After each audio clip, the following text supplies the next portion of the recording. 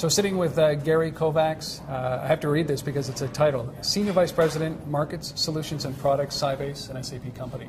Yeah. Thanks for coming to do this. You're just fresh off of your keynote that you did here. Yes, I am.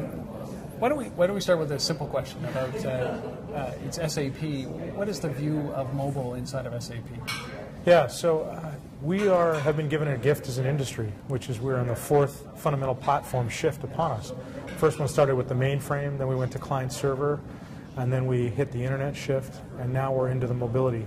Shorter time frames between them. Shorter time frames between them. But what's important and really fascinating is each one of these shifts, there's two phases to it. There is the first phase, which we experiment, so we extend what we already know how to do down to this new computing edge. But the second, which is right where we're at now, is where it's really explosive, is where rather than extend what we're already doing, we develop entire new ways to work, processes, applications, ways to connect, starting with this new platform first. And that's exactly where we are in mobility today. So we're right at the point of explosion for enterprise mobility. And by that you mean you're testing on mobile devices, or you're looking at how you're working today and seeing how you can fit it into the mobile space? Well, sort of. But if you think about email, we're well into the first phase of mobility, which is extend what we already know how to do. Email is not new as a result of mobile. Email has been around since the mainframe. But at each platform shift, the innovative companies have looked and said, rather than just do what we're already doing, but in this new computing paradigm, what else could we do? How could we do things differently to leapfrog our competitors, to find new ways to connect to our customers, to find innovative ways to cut costs? So they're developing new business processes and applications. And that takes a significant more amount of thought. And it takes a set of technologies that will enable that to happen. So that's where we're at. It's pretty, I mean, you know, from an outside view of enterprise, especially in the mobility space, there seems to be a perception that enterprise lags behind adoption of this new technology. But what you're saying is really it's more a thoughtful process about how to bring mobile in that actually benefits the company. Well, yes. Now, email came in quickly because we already knew how to do email. Yeah. But these, how do we do business differently? Little examples like how do we change a process for exception handling at the loading dock? We can do it differently now that we have a mobile device in somebody's hand on the loading dock versus before when we had a computer sitting in an office somewhere away from the loading dock. So if we develop these new processes, that takes time. But a lot of mobility, too, has come in from the consumer. We're seeing a massive trend as consumer-driven enterprise IT. And so the innovative companies are embracing that and figuring out how they can do things differently. And it really is. I mean, I think we're past that first phase. Maybe Amazon was one of the first companies that did that. You know, when you ordered a book through their website, it buzzed the guy who was right near the book that so that they built that technology into their business. And I think we're past that stage of inventory management and RFID codes and moving readily now to that value layer. Correct. In mobile inside of an enterprise. Yeah, and so this couples with the way businesses are run differently today. There aren't central decisions in most businesses. That's inefficient. We want to enable the decisions to be made at the point of truth, in front of the customer, at the loading dock floor, at the retail outlet, so forth. And that takes an entire different approach that enterprise IT has to think about to support that change in business. And is that embraced by enterprise IT? You just you returned from a tour, you said, of a bunch of CIOs? I've had, basically in the last 2 quarters, the opportunity to speak to over 40 of the Fortune 100 CIOs. And there's been some key lessons that I've summarized, at least, that I'm taking back into our company to build our strategy a little bit differently. So why don't we walk through some of those? Well, to your overriding question, no, it's not being embraced by CIOs yet today. I think the overall mobile IQ and DNA is still very, very low. We're in the early innings.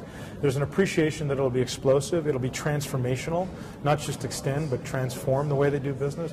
There's not a knowledge base as how to do that, and we certainly don't have the skills populated to be able to do that yet. So the key lessons I learned are really, they boil down to 5. The first one is, you have to think transform. If a CIO is just thinking about extending what they already do, a process, that's not going to provide that much of a PE jump, if you will. But if you think through your business processes and think about the inefficient ones and how you can do something different now that you have the mobile capability, that is transformational. So that's the place to start. The second one, and I put it in this order, because we start with an exploration of what's possible, and we come back to fundamental. And the fundamental is security matters. Yes. Unlike the consumer mobility space, I can put data out there. It doesn't really matter what happens to it. When I have enterprise data out there, either from a regulatory point of view or from a competitive point of view, what happens to that data really matters.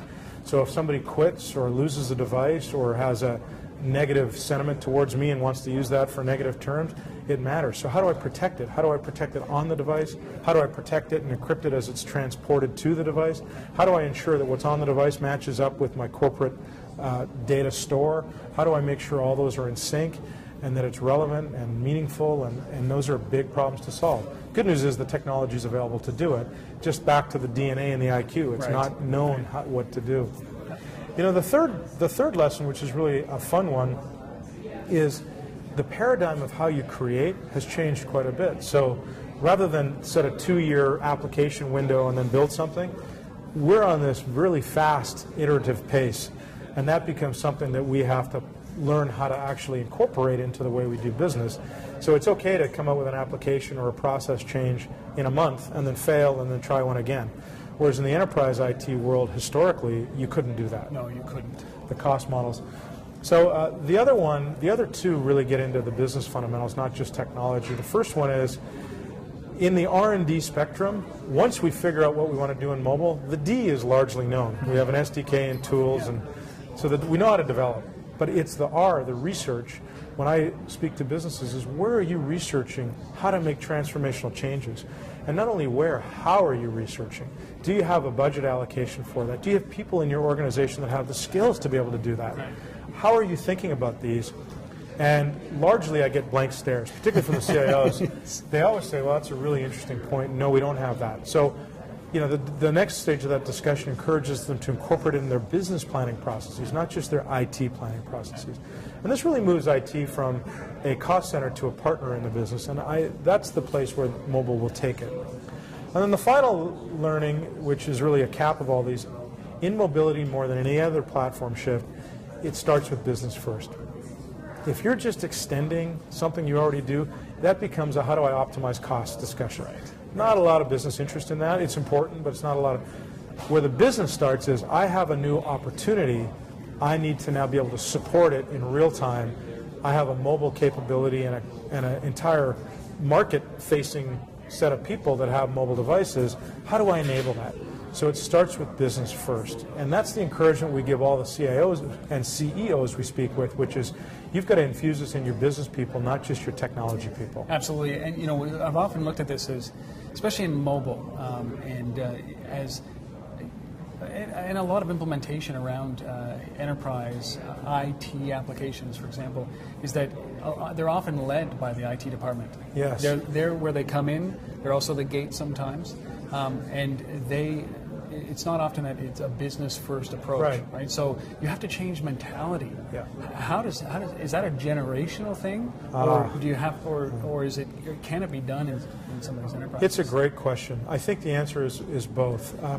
You know, the kids, and I call them kids because they're way younger than I am, coming out of college today, there are classes that entirely are developing on mobile devices. Yeah. They don't know the web paradigm on a big screen. They don't know it. So infusing that DNA is important. But also, in an enterprise mobility, we also have to be very aware of the issues, security, deployment costs, total cost of ownership, how we tie it into the back-end systems like SAP that make our business run. Yep. Those are not issues that a college graduate in that discipline will actually think about. So we need some of that marriage of both worlds to be able to make this run, and that's entirely where SAP is focused, by the way. It is on that. Yep, exactly. Because you implement SAP to run your business in a mission-critical, bet your business, highly reliable, highly scalable manner. But now mobility sort of flies in the face of some of that. So how do you marry both the need to innovate quick and have an incredible user experience with the expectations that the back-end system will run, will be rock solid, will never waver? And how do you marry those two? And that really takes a lot of investment and thought, and that's exactly where we fit. So last question, it's maybe a little bit far-ranging, is that when you look out on a little bit of a horizon, you know, adoption of all of these different platforms, computing platforms, and down to the mobile, how long does it take for the enterprise to really get it, where you start to see those transformations, not like FedEx allowing you to sign so you know when something's arrived, or invoicing, but really deep down in the DNA of an organization. Yeah, so that takes years. The planning starts now, but it takes years. And the encouragement we give, I mean, there's lots of things we could sell, lots of things lots of companies sell. I think that's almost a bottomless pit, and I don't think that's right for most businesses. What we encourage is you have the infrastructure to run your business, so start simple. Yeah. How do you do something, some process that is meaningful and has a meaningful ROE so that you can learn? Yeah. You can iterate your way to the DNA needed to be truly mobile. And when we get there and we narrow the scope and we implement these, they're quick hits. They're 2 to 3 week development cycles and quick ROI hits. Yeah. And that really then spawns many of these others. So, but it'll take a while. One at a time, though. That's one right. One at a time. Simple thing, yeah. And don't bite off too much. Yeah, exactly. Well, obviously, SAP is in the forefront of what around this mobility or mobilizing organizations. Well, our vision, by the way, I mean, it's grand. When it's enterprise mobility, we are going to lead. We're going to define that landscape. We're investing a significant amount of money. We acquired Sybase to be able to do that. Yeah. We're not taking this lightly. We're going to own this landscape. Well, it's big. It is big. It's big. If you believe everything that you hear, it is. There isn't a company or an organization or a person out there that shouldn't be embracing mobile. I agree. All right. Well, listen, Gary, we really appreciate you coming on and sharing this. Appreciate you doing it. Thanks for your time. Thank you.